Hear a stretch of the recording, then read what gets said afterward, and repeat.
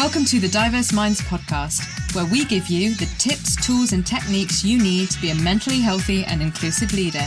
Each week, you'll hear about a variety of topics linked to mental health, well-being, and diversity that will enhance both your professional practice and personal well-being. Welcome to the 253rd episode of the award-winning Diverse Minds podcast, and welcome to July.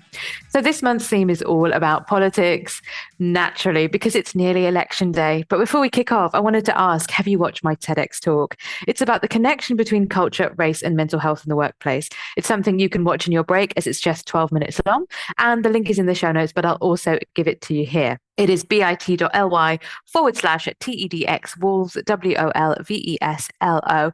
I really hope you enjoy it because it was a labor of love. And if you do, please leave a positive comment on YouTube, share and like. Also, don't forget to connect with me on LinkedIn, Facebook and Twitter.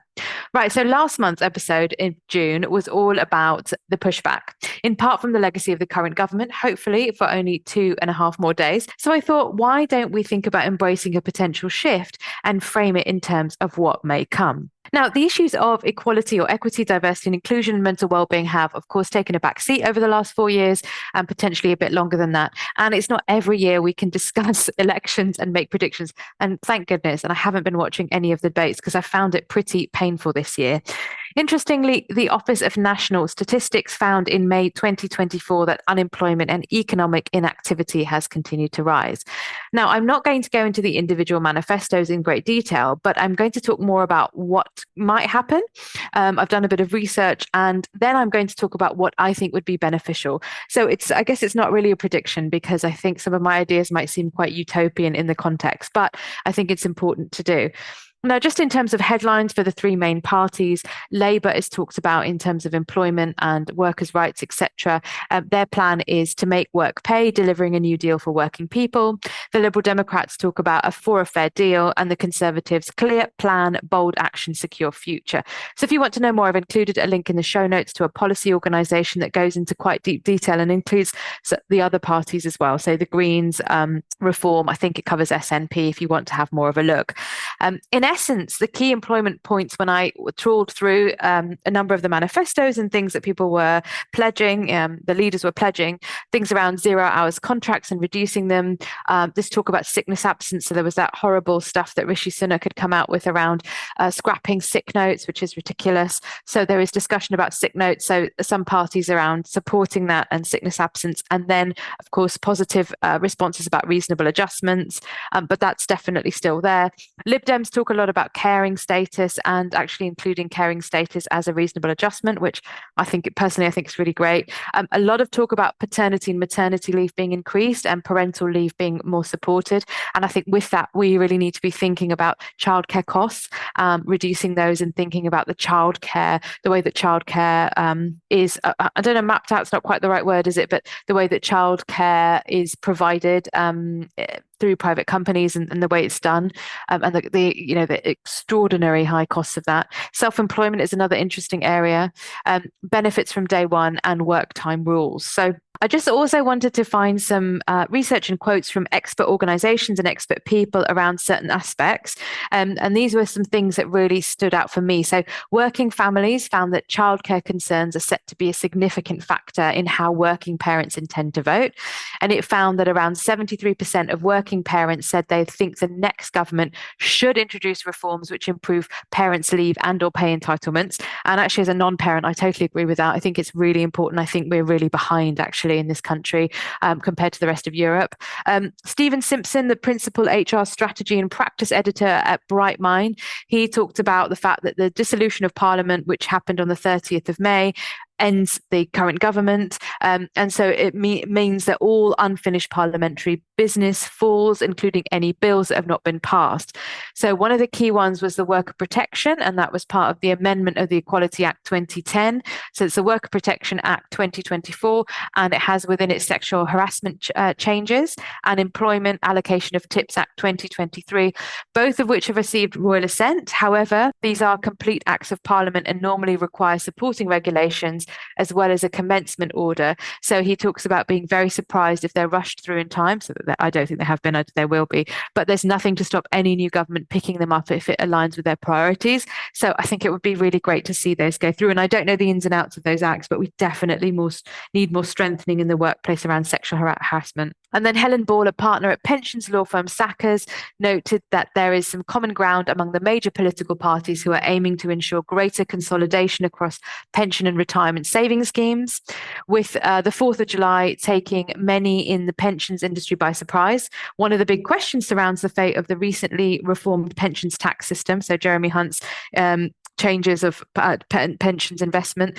as well as many other outstanding proposals, including the Chancellor's Mansion House reforms. It's currently unclear just how many of them will survive the forming of a new government, and we await sight of the official manifestos with interest. So that's Helen Ball's comment. I just thought it was interesting to look at that. They're, I think, much more employment law focused, but of course within that we've got working families, we've got enhanced need for childcare. We've got things around workers' protection and, of course, pensions. And we know there's a pensions gap as well as a gender pay gap and ethnicity pay gap and disability pay gap. Of course, that's going to move into pensions. And then again, how, taxes can be used for social purposes. So I really hope you're enjoying the content of this podcast and you want to keep up to date. Then why not join my newsletter? When you join my mailing list, you'll receive a free copy of my white paper on inclusive language and mental health. And that link is bit.ly/ILMHCK. Now, I just want to touch on what I think it would be great to see. So firstly, for me, I really think, I have to say, if the polls are right and Labour do win by a significant majority, personally, I'd love to see a hung parliament. I'd love to see a coalition. I'd love to see a change in the voting system. That for me is the key thing, but not here to talk about that. And I could talk about that for a very long time, but I would really love to see proactive language and rolling back on damaging rhetoric around, for example, rainbow lanyards, gender neutral toilets, stopping the attack and misinformation about critical race theory and the nonsense that's been peddled. And again, for me, some of the sickness absence, scrapping the sick notes is very anti, it's very ableist, it's very anti-disability, it's very anti-people who need support.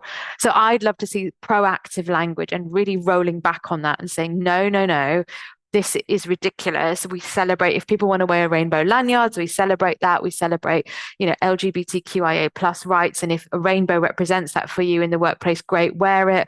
We realize that we need to understand more about race equity. And so, yes, if there's training that uses critical race theory, then let's go for it.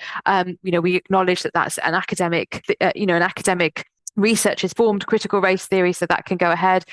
We need to think about how people like to access toilets in all the different ways and not penalize people who identify in a particular way, right? So I don't think we're going to see proactive language with whichever government or governments might win, if it's a coalition.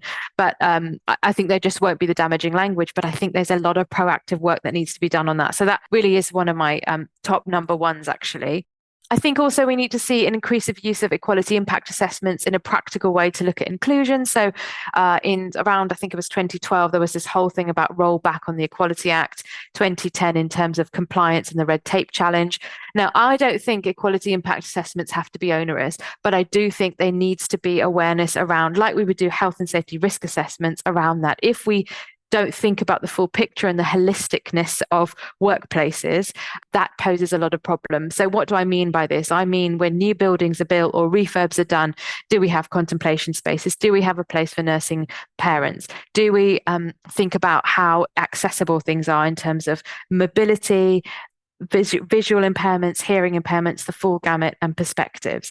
So I do think we need way more on disability and support for adjustments to buildings and infrastructure, and new infrastructure accessibility really needs to be a priority. I would love to see that. That for me is really, really crucial. The other thing, and there's some talk about this, and it got me thinking, I think we really need bereavement leave, so more bereavement leave. This is very much on a case-by-case basis. I don't believe that it's enshrined in law. I think it's maybe thought about in terms of reasonable leave, but enhanced bereavement leave and cultural rights around this.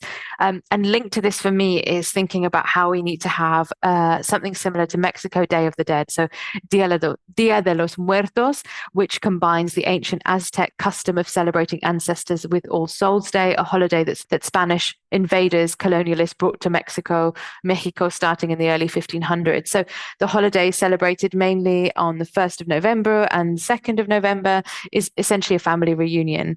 So dead ancestors are the guests of honor, and the Day of Dead is a joyful time that helps people remember the deceased and celebrate their memory. Now, the reason I say this is because I don't think as a country we've really processed the grief and the pain around COVID and around what's happened with people just having lost very close relatives and being in absolute distress and not being able to grieve properly, many people not being able to go to the hospital. There's all of that. And then, of course, we had the death of the Queen, which absolutely didn't affect me, but affected a lot of people. And when this happens, where do we hold space for that? And we are not good at talking about death in this country. So, particularly for white majority communities in the UK at the moment. So I think that was different in Victorian times, but that's changed. So for me, there's a kind of point around bereavement and Dia de los Muertos. Probably wouldn't call it that, of course, but how that could work and how that could be. A 4-day work week, I think that was, that there was a lot of talk about that during the pandemic, and that seems to have disappeared. So the 4-day work week trial that happened in Spain in 2023, in autumn 23, showed that it led to healthier workers and less pollution. So Spain's third largest city, Valencia, took part in a pilot program trialing this 4-day week by scheduling local holidays on 4 consecutive Mondays throughout April and May in 2023. And so, sorry, apologies. I said that it happened in autumn. The paper was published in autumn, but the actual trial took place throughout April and May. And the new temporary working week affected 360,000 workers. So that's a significant number, who used the additional downtime to do sporting activities, relax, prepare meals, according to an independent commission of health and science experts tasked with evaluating the program's impact. So the results showed that people in the program had higher self-perceived health status, reduced levels of stress, were less tired, and felt happier and more personally satisfied. And of course, the drop in commuting also led to reduction in nitrogen dioxide emissions and improved air quality. And in a separate report in 2022, one of the biggest single country trials in the UK to date, involving 73 companies and 3,300 employees, the results were similar. So 4 days for 5 days pay benefited both employers and workers. So 4-day work week would be being paid for 5 but working 4. There's a lot of evidence research around that. So I think that would be great. And people could work out which day worked for them. So it would still mean that duties and things were covered. Another thing is, I think we need really to increase absolutely significantly by as much as possible as the Treasury would allow for social carers, nurses, junior doctors, and lift immigration numbers in an ethical way. So when I say an ethical way, this is not about signing deals with Jamaica and South Africa, which has happened, which undermines those people and ties them into a very negative contracts where they can't escape and they have to pay. And if they want to leave and go back to the place they define as home, they can't do that. So really, and this is not about countries that have been colonized and abused and are still living with the consequence of that to do the UK's dirty work. I think we need to talk more about social care in the UK. I think we need to think about, if people do want to come here, how do we support them to do that and not penalize them and not tie them into these really horrible contracts, because we have a desperate dearth. And in fact, I think while I talk about this, we need to have some huge reform and support around social care, particularly elder social care in this country. And finally, I think it would be great to see penalties for organizations above a certain number. So the big ones, absolutely the big corporate organizations who don't equalise pay gaps. So gender pay gap reporting, and if year on year it's the same, I would love to see penalties. Unfortunately, that feels very utopian when it shouldn't be. But it goes on the fact of people challenging that in court individually, potentially. But I would absolutely love to see that. It would be so good. And then that money could be used for things like healthcare and social care. But it feels very utopian. I don't actually think it is, but it feels like that in today's society. So if you'd like to know more, if you're interested in a keynote, or South Asian Heritage Month is coming up very soon, and obviously the things I've talked about aren't quite related to that necessarily, but do get in touch to find out more how I could help you at Layla, Leyla at diverseminds.co.uk. If you've got any questions about keynotes, workshops, or team coaching sessions. So we can say I hate politics, but I've covered some of the key things here, and it governs everything we do and how we do it in essence.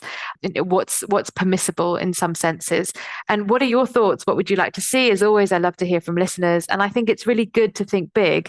And having said that politics governs everything we do, but of course, there are things you can implement at a workplace level without legal diktat. For example, enhanced parental leave, you could do that. You could trial a 4-day work week and get your own results.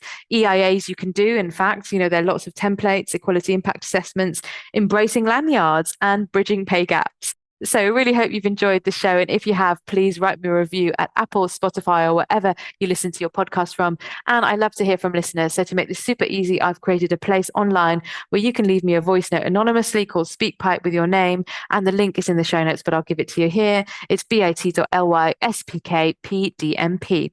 And I've got some resources for you as well. A people management article about Britain's job market continues to falter.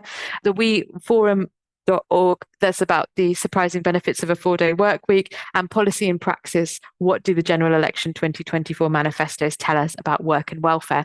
So happy voting day for Thursday, everyone. I hope you get the result you want in your area. I personally would love to see a real shift in government and some of the things I've talked about coming into place. Of course, it's not going to happen overnight. Let's see. I always feel excited about elections, but I have to say this year, I don't feel hopeful at all. So I really hope I'm proved wrong. But until then, everyone, take care, and I'll see you in the next episode where we're going to be talking more about politics in the workplace. Bye for now. Thanks for listening to the Diverse Minds podcast. Don't forget to subscribe on Apple Podcasts, Spotify, or wherever you access your podcasts from. You can also connect with me on Facebook, Twitter, and LinkedIn. Tune into next week's episode of the podcast, where I'll bring you more insights on mental health and inclusion. Bye for now.